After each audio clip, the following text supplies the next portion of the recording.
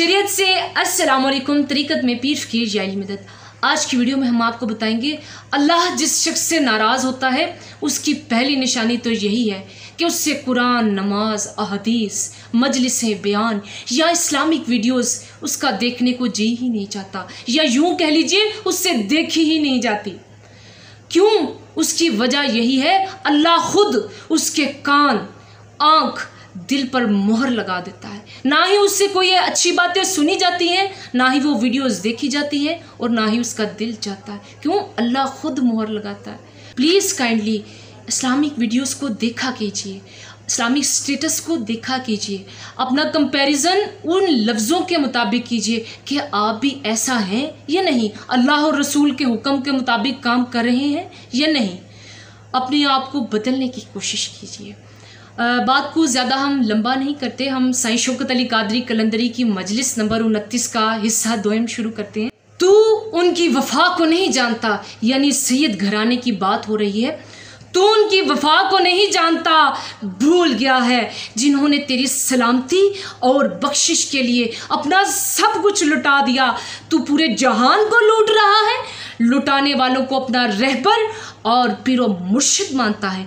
शर्म करो, शर्म करो। लोगों को बता रहा है मुझे उस पाक दर से, यानी सैयद घराने से, मुझे उस पाक दर से, सबसे आला घर से ये दर्स मिला है। देखो तुम क्या कर रहे हो, किसके मानने वाले हो। वफा करने वालों से वफा नहीं करते हो, फिर कहते हो अल्लाह से डरते हैं, फिर कहते हो हम अल्लाह से डरते हैं। जो डरता है ना, जो डरता है वो ऊंचा सांस तक नहीं लेता। तू अपने आप को सबसे आला और बड़ा समझता है।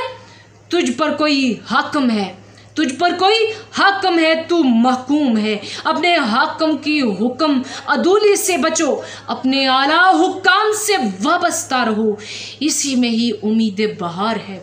मुझे साईं शौकत अली ने कुछ इस तरह समझाया था, जब तक टहनी पेड़ के साथ जुड़ी रहती है ना, यानी दरख्त के साथ, उस पर बहार की उम्मीद रखी जा सकती है, उस पर बहार आ सकती है।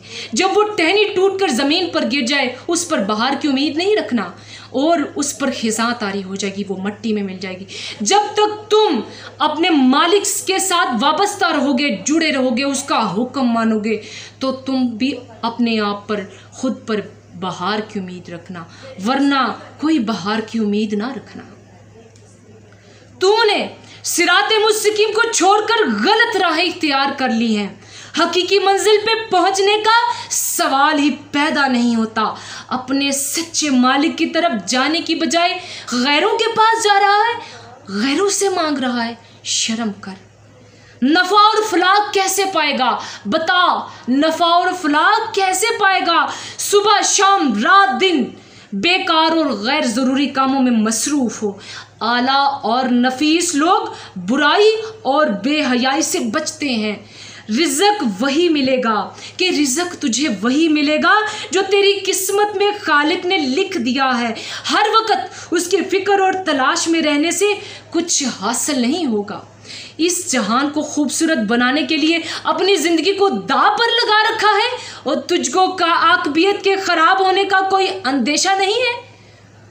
अब बात गौर से सुनना।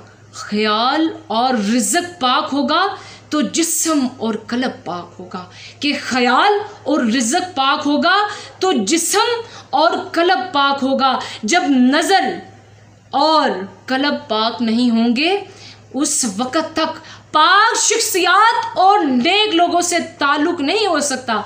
अपने ज़ाहिर बातन पर नज़र रखनी चाहिए, फ़कीरों की नज़र। जो अल्लाह के ख़ास बंदे होते हैं ना, फ़कीरों की नज़र ज़ाहिर से ज़्यादा बातन को देखती है। खुदा सबको अपने आप को दुरुस्त रखने की तौफीक अता फरमाए। आमीन। वस्सलाम या इली मदद। खुदा हाफिज़। 14/7/2023।